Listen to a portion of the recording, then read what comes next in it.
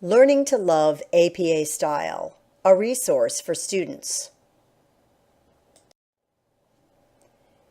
If you're someone who struggles with academic formatting, it may sound a little crazy to suggest, but it's possible to learn to love APA style.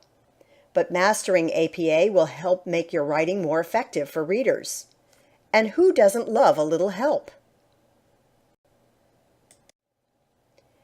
How does APA help? Well, consider what it is. APA is a style.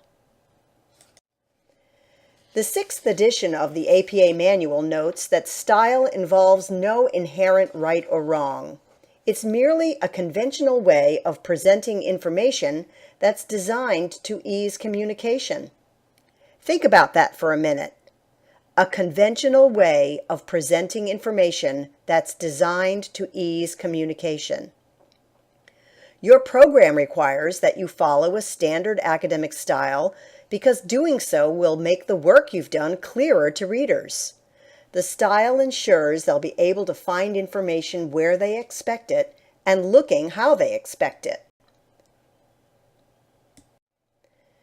This idea makes sense to most people.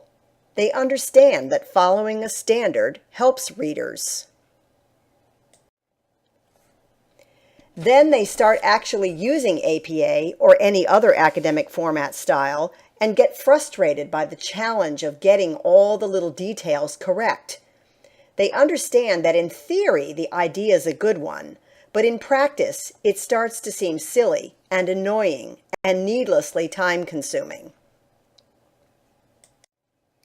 After all, as long as the author gives enough information to find a source, or you can tell when a source is being used, what's the big deal if every little single citation isn't exactly correct?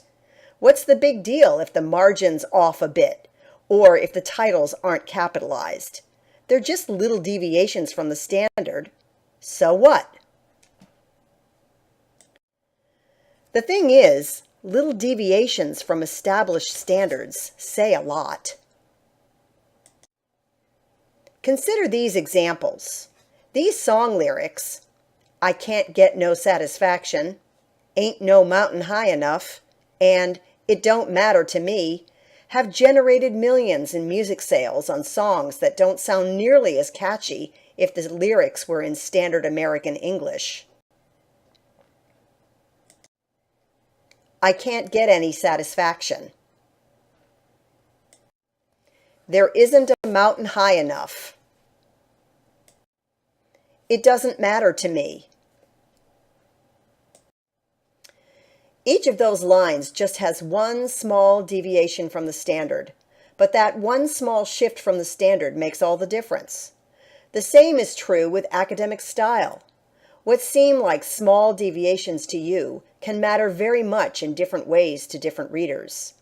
In the case of song lyrics, most people agree that the deviations are an improvement. "Ain't no mountain high enough" carries a verbal punch that its standard American English equivalent simply doesn't. And yet, even that tiny deviation causes problems for some. You can find that song title on multiple posts online addressing the confusion non-native English speakers have with understanding the word ain't. These students know the standard and expect it. The deviation confuses them and makes the communication unclear. So when it comes to song lyrics, deviating from the standard sometimes makes the communication more effective because it makes it more interesting and memorable. On the other hand, sticking to the standard makes the communication more effective because it's clearer for all audiences. The same is true with academic style. It may be easy to assume that deviations in your APA format are always wrong, but in fact, sometimes a deviation is necessary, and this can be as frustrating to someone trying to learn APA as figuring out when it's okay to use non-standard expressions like ain't or it don't can be for non-native English speakers. As a result, you may find it easier to use APA or any academic format if you think of it as a language used to communicate to your readers, rather than a seemingly arbitrary set of rules that can't be broken.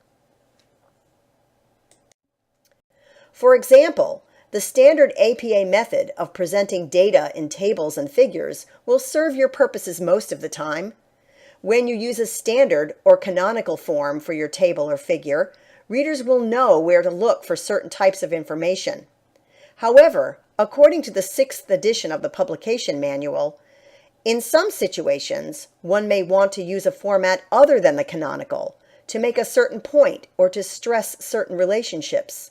So there's not one correct way to present data. APA style was never intended to be just a bunch of rules for writers to blindly follow. The first edition of the manual in 1929 declared that the text provides a standard of procedure to which exceptions would doubtless be necessary. In other words, it's a manual, a how-to guide, some general guidance to point you in the right direction, not a rigid rule book. And while the publication manual is designed to be an authoritative source for how to cite your sources, the changing nature of scholarship with sources, now available online in a variety of formats, means, in some cases, it can only describe what to do in a general way, not tell exactly what to do in every situation. In fact, in the foreword to the 6th edition, the APA editors note that a central focus of deliberation for this manual has been the way in which web-based technological innovations have altered the way we conceptualize, conduct, and consume scientific research. The 6th edition is devoted in large part to interpreting these advances and incorporating them into the style lexicon. So APA style, like many aspects of language, grows and changes to adapt to the needs of its users. As the 4th edition notes, the publication manual presents explicit style requirements but acknowledges that alternatives are sometimes necessary. So yeah, getting all the details of APA style correct can be frustrating, and that's understandable. In a way, you're having to learn a new language along with all the other work you have to do to finish your project. But doing so means you're speaking your reader's language in its standard form. It means you're giving readers what they expect from you as a scholar dedicated to easing communication. And mastering it means you can adapt it when needed to get the information across in the best possible way. And all of that boils down to this. APA style helps you create a final written project that's a pleasure to read. What's not to love about that? Ready to get started? Head over to Folio and try our online quiz to test your knowledge of APA.